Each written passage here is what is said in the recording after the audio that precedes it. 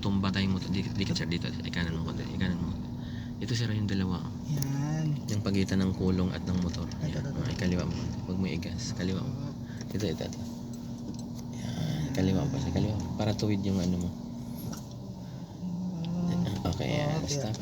Ano yung diskarte mo dyan, sir? Siyempre naturuan ka na nila. Sa line sir, sa second line dito sir, dapat nakatapat yung pinakalikuran sir ng sasakyan mo.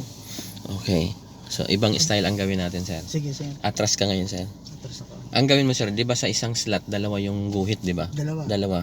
Itong side mirror mo na yan, itapat mo yan doon sa pangalawang guhit. Pangalawang guhit dito sir sa kabila. Dito sa kabila. Sige.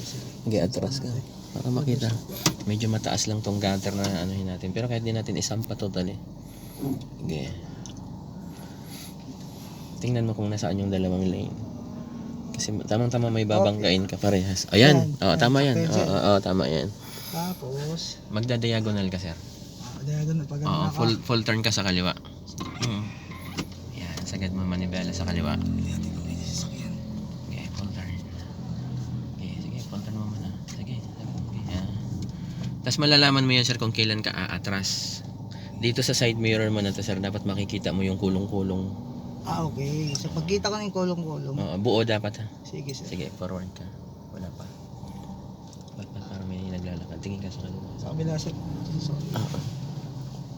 Sige yung buong kulong-kulong sir, kailangan makita ko. Lalo na yung pinakaulo niya. Sige pa. Ayan. Ayan sir. O, konti pa. Konti pa. Ayan. Konti pa. Yan. Okay na yan. Yun. Tapos, Tapos full turn.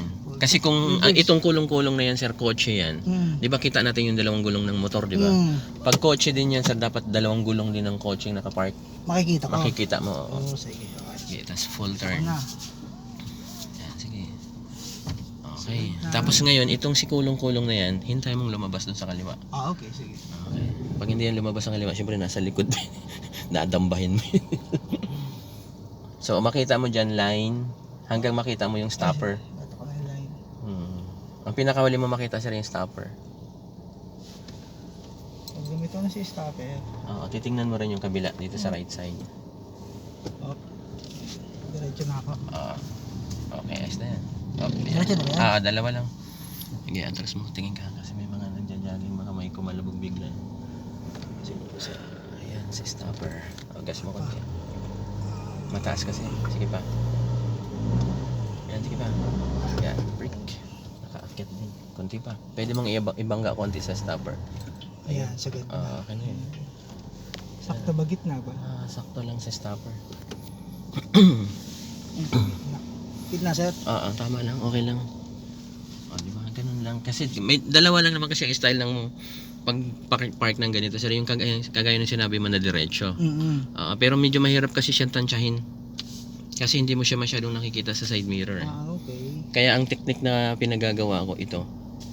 Tsaka yung reference mo kung kailan ka aatras, paano mo malalamang pasok. Diba?